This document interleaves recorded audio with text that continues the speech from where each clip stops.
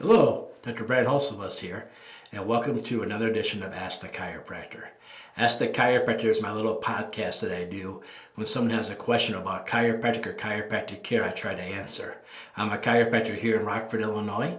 I'm a proud graduate of Palmer College of Chiropractic, and I'm happy to be the team chiropractor of the Rockford Ice Hogs.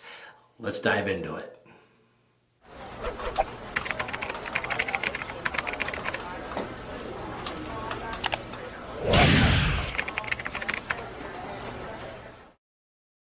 Hi, welcome back to Ask the Chiropractor. I had a patient come in yesterday and they asked me a question I've been asked a lot. Not so much in the office, but more like in social settings. They saw something on the internet, like a reel or a commercial or something, where somebody was doing what they called an extreme chiropractic technique. Now some of these have names and stuff like that. I'm not going to dignify them by calling them by name. But they want to know, is this really chiropractic? Is this something the person actually asked me, is there a governing body for chiropractic that says, that's not at all what you guys should be doing, that's not chiropractic? And so I talk a lot about these videos. I do little shorts about them, but I'm going to actually do a podcast here today about whether or not what I saw on the internet, is that really chiropractic? And I'm going to tell you how I measure them, the logic behind my answer. In chiropractic, we have chiropractic colleges. In chiropractic colleges, they teach us techniques. Now, not every chiropractic college teaches the same techniques as every chiropractic college. There's a chiropractic technique called an anterior, where you give the patient a hug and you lay down and you adjust them like this. That was not taught to me when I went to chiropractic school by my teachers, but I know there's a lot of fine chiropractic colleges out there that teach it. And so is that a chiropractic technique? Yes, it is, because a chiropractic college teaches it. Maybe my school didn't teach it, but another school did. At our school, we learned B.J. Palmer's original adjustment, the toggle recoil. Now, there's many chiropractic schools that don't teach it, but just because it's not taught at their school doesn't mean it's not chiropractic, because it's taught at our school. It's part of a standard curriculum at a chiropractic college. It doesn't have to be at all of them. But if it's at any one chiropractic college, and I say it's a real chiropractic technique. Now, after we finish chiropractic college, we take what they call national boards, like every other type of physician in the country. And some of the technique stuff we're asked on our national boards are about different types of chiropractic techniques, adjusting styles. And so I feel if it's on national boards or required to know it for national boards, then I would say it's a real chiropractic technique. Lastly, we have two national associations. They also offer certificates and more advanced chiropractic degrees and stuff. My national association is called the International Chiropractic Association, the ICA, chiropractic.org. And we have different areas where we learn how to adjust deeper dives. Like when I went through chiropractic school, I just said I learned toggle recoil for the upper cervical, the upper two bones in the neck. But we actually have an upper cervical council that actually takes that and goes a step beyond. It goes a deeper dive for chiropractors who want to specialize more in upper cervical work. And you can earn certificates in that from the National Association.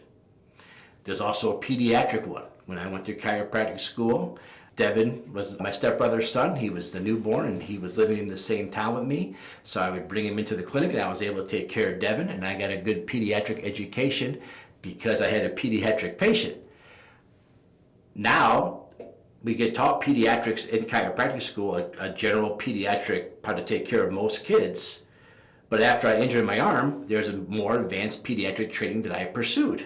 So I was able to learn how to do a lot more different type of evaluations and chiropractic adjustments on newborn babies and children. But that came with a final exam at the end of certification from our National Association. So how do I know it's a real technique? It either has to be taught at a school, it has to be on national boards, or you have to have a certification from one of the two national associations.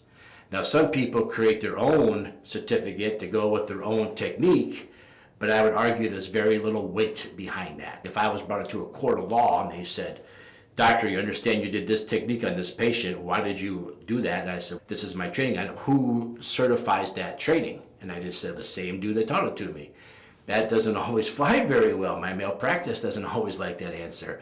The certificate should come from one of the national associations. Like I said, if you go to chiropractic.org, that's where you'll see the International Chiropractic Association, what I'm a member of. That's our national association. I'm the Illinois delegate of that, and I serve on different committees there. And we have a whole certification process that we do. Matter of fact, right now I'm currently part of a team working on a certificate for chiropractic care for professional athletes, because I take care of the AHL Ice Hogs, and I've done many different athletes. And so we're working on a certificate that says this chiropractor is certified to be working on athletes, or has more certification. All chiropractors can work on athletes, but if I'm going to sell myself as somebody who has something above and beyond, I need that certificate, and that certificate should really come from either a college or one of the national associations. There's the Titleist Performance Institute, which is run by Titleist, the golf company, and they help you stay healthy to stay in the golf course. That's not by one of our national associations, but the colleges do that one. The colleges put it on. So I could do a postgraduate degree through my college as well. Right now, Dr. Buns at Palmer College of Chiropractic helps teach that. Because he's a professor at a chiropractic college teaching it, then I think it's a real technique. But if it's just some Joe Schmo chiropractor, average chiropractor that did something that gets a lot of views on the internet, TikTok, Facebook, whatever, the Instagram, whatever it is, and they go quote unquote viral for doing some extreme chiropractic crazy procedure, and then people want to seek that procedure out because it looks fun on TikTok. That question was asked, how do we know that's actually a real thing? So you can always look at one of the college curriculums. So if there's a name of the technique, like I just said, for me, toggle recoil, you can look up toggle recoil. You'll see that it came from Palmer College. This must be a real technique what the chiropractor is talking about. Or you simply ask the chiropractor, you're saying that you have an advanced study, an advanced technique that you're doing. Who certifies your technique, and is that one of the national associations or one of the colleges? And if it's neither one, then I personally, and this is just me on my soapbox, I don't know how much weight I would put behind it. So again, look up chiropractic.org, look up the colleges, you can find these various techniques. I think nowadays we don't know this because it's on the internet doesn't mean it's a real thing, doesn't mean it's something you should probably try or do without actually doing your home research first, which is why I keep saying chiropractic.org is a great place to go to look at these different techniques and see whether or not the national associations say this is a real technique. You can always talk to the school. They love talking about what they do with the schools. But again, if one school teaches it and the other school doesn't, I still say it's a real technique. It's just one school's professors like that one and one school's curriculum decide not to include that one. Whatever reason. There's probably a little bit of politics and everything, right? I know at Palmer College, they call it the Palmer package. It's a little bit of Thompson chiropractic, it's a little bit diversified chiropractic, and it's a little bit of Gonstead chiropractic along with toggle recoil. That's our Palmer package that we're given. But you won't get the Palmer package, say, at Life West Chiropractic School, because it's a different school. They learn a little bit more what they call CBP and other things, all awesome chiropractic stuff. You just do it a little bit different because they have a different training, different professors that teach different stuff. And that's why the schools are different. So there you have it. If I saw on the internet, is there a governing body? Absolutely. We all have state licensures. We all have to continue our education.